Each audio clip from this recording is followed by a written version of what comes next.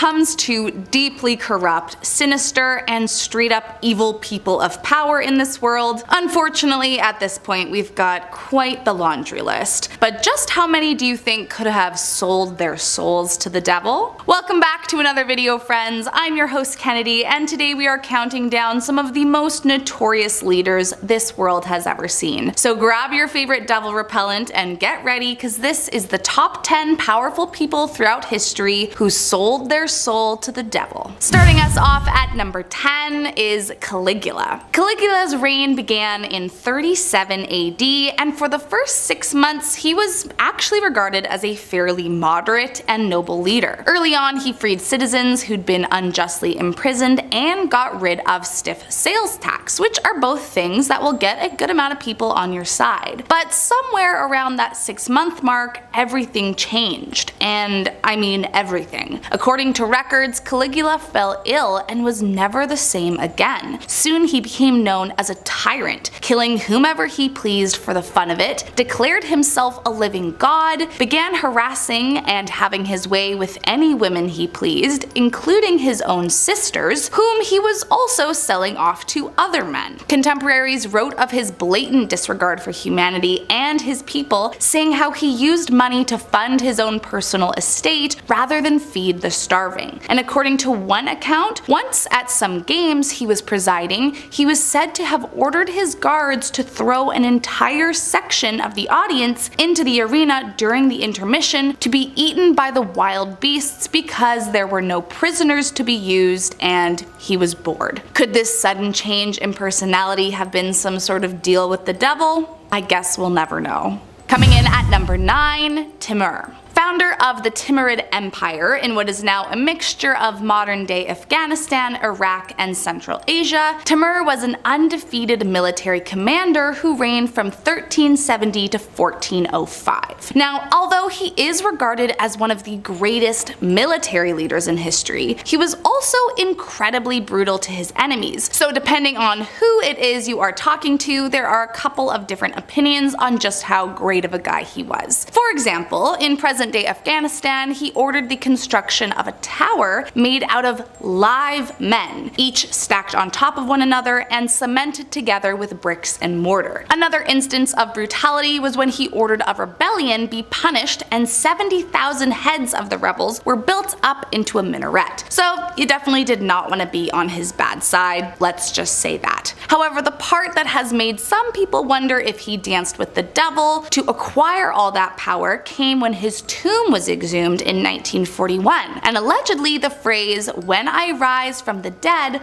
the world shall tremble" was inscribed into his tomb. Additionally, inside the casket, another inscription read, "Whomever opens my tomb shall unleash an invader more terrible than I." Coming in at number 8, Countess Elizabeth Báthory. Born in 1560 into the Báthory family of Hungary, Elizabeth was a noble woman who was a lot less noble than her title suggests. Famously nicknamed the Bloody Countess, Elizabeth, along with 4 of her servants, became a rather notorious figure after it was revealed she had been luring young virgin peasant women into her castle, promising them a job and a better life, before instead brutally harming them to their deaths. According to texts, her devious methods included sticking needles under their fingernails, covering girls in honey before unleashing bees on them, and biting off chunks of their flesh. But it was said no matter what, with each victim she always bathed in their blood. And while the actual number of victims is up for debate, there are some accounts that believe the number could have been as high as 600. Now, as far as her intentions behind the killings were concerned, in some circles it was rumored she was a vampire, while others believed she was hunting down those she suspected to be witches. But some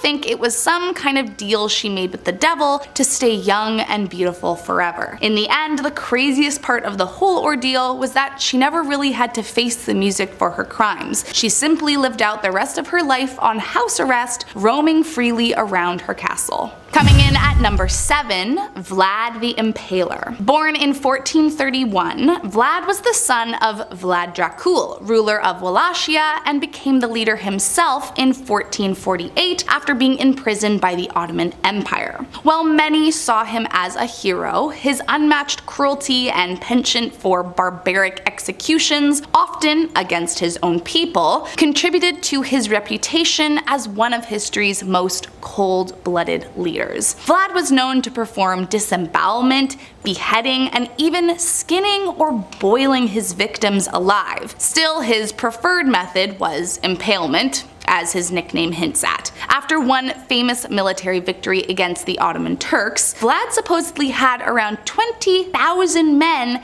impaled on the banks of the Danube. When the second wave of invaders arrived, they are said to have immediately retreated upon seeing the grotesque forest of corpses. According to some accounts, Vlad also enjoyed dining among the thousands of impaled bodies and would even dip his bread into the blood of his victims. Coming in at number 6, Dr. Sigmund Rascher. There were many evil scientists researching cruel experiments during World War II, and one of the worst doctors of the time was Dr. Sigmund Rascher. When he joined the army, he asked the leader if human subjects could be provided at his disposal, and by 1942, his wishes were granted. He began conducting experiments in pressure chambers where he would simulate a high altitude and then quickly alter the pressure to simulate the conditions of a pilot free falling with no oxygen. But he was most well known for his cruel freezing experiments on 300 prisoners, supposedly to figure out the best way to warm up soldiers who experienced hypothermia. To do so, he would either force his victims to remain outdoors, completely naked in freezing temperatures for up to 14 hours, or would place them in tanks of ice water for 3 hours, measuring their pulse and internal temperatures all the while. From there, he would warm up the victims, experimenting with a variety of different temperatures, including boiling water, often causing further harm. Along with his freezing experiments, Sigmund would administer polygal, a substance to aid blood clotting, and then shoot or amputate a limb on his victims to see the speed at which they would bleed out. I mean, it wouldn't be hard to imagine a deal with the devil in his case. Coming in at number 5, Warren Jeffs. Although now he's in prison serving a life sentence for his crimes, members of the FLDS still consider Jeffs the leader and prophet, believing he was wrongly convicted, which is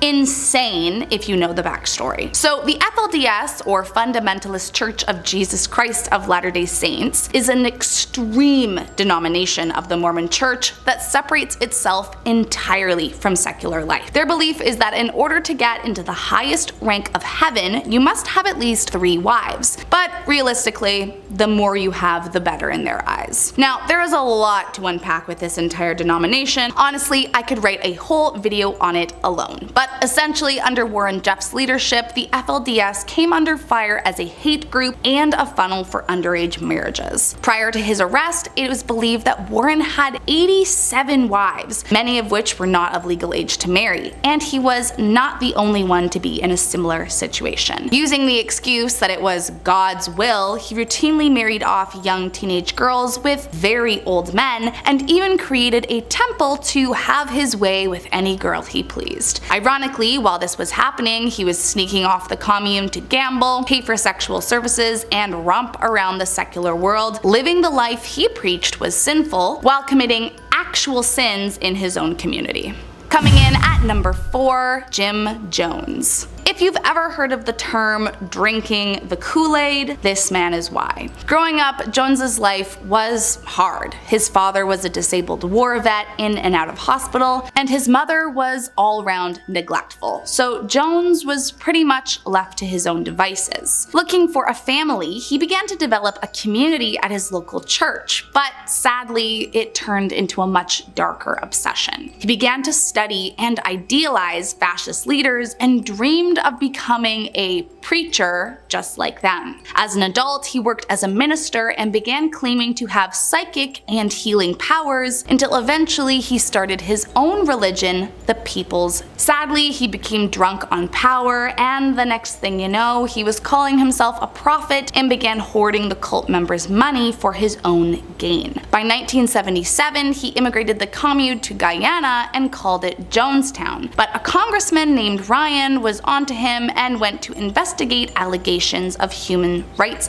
abuse. The congressman ended up taking members from the cult who wanted to leave, but Jones did not take kindly to this and ordered his henchmen kill Ryan and his party. But after he got word that not everyone was taken out, he worried the military would come and shut down his entire operation. So he ordered all members take their own lives as an act of revolution. Tragically, all 909 members were forced to take their own life with a mix of flavor aid and cyanide, and those that didn't go down willingly were given an injection. Coming in at number 3, Idi Amin. Once the president of Uganda from 1971 to 1979, Idi Amin was and still is regarded as one of the most brutal despots in modern world history. Prior to his reign over the country, Amin was the commander of the Ugandan army, but as one might have guessed, he was not really following all the rules. In fact, the president at the time, Milton Obote, was actually planning to arrest Amin for misuse of army funding. However, somehow this news made its way back to Amin, and he hatched a plan to overthrow the elected government via a military coup and declare himself the president. Unfortunately, this plan worked. Under his malicious reign, his first order of business was to expel the entirety of the Asian population, which was roughly 80,000 people, many of whom were dual citizens. This complete intolerance and persecution of any and all ethnic groups continued under his dictatorship, along with rampant human rights abuses, political repression, and extrajudicial killing. In fact, it's estimated that nearly 300,000 civilians lost their lives in the mere 8 years he ruled over the country. Finally, in 1979, the Tanzanian president ordered his troops to capture him, which they did, ousting him from his power. But rather than face his charges, Amin went into exile in Saudi Arabia, where he remained until his death. Coming in at number 2, King Leopold II.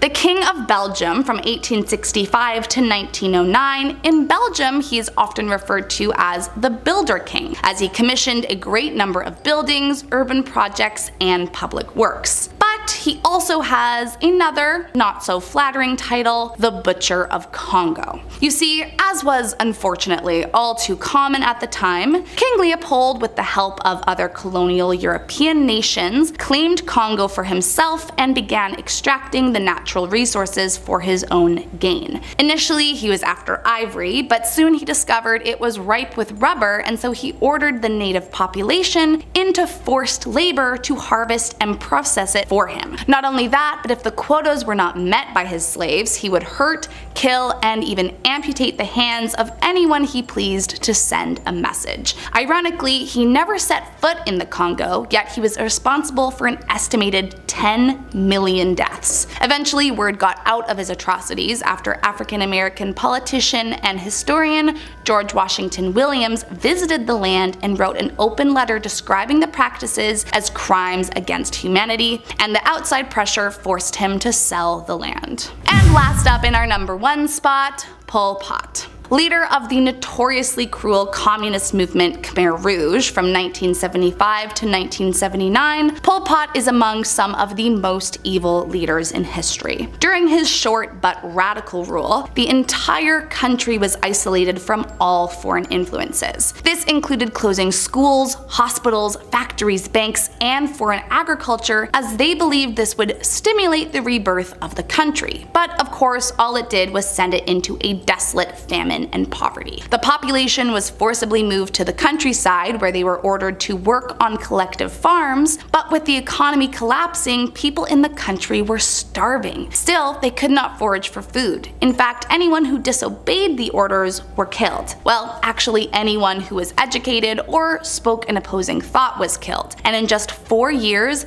nearly 2 million Cambodians of all ages perished, which was approximately 1/4 of the population. To give you just an idea of the kind of evil this man was capable of, one of the most disgusting practices that took place during his genocidal tyranny was what happened at the Chankiri trees in the killing fields. Innocent sons and daughters whose parents had been killed for a crime against the state were taken to the trees and executed so they could not, and I quote, grow up and take revenge for their parents' deaths. He truly was an evil, evil man. Well, that's all I have for you today, friends. Thanks for tuning in to another video. Make sure to hit that subscribe button on your way out and let me know in the comments any other evil people I missed. See you next time.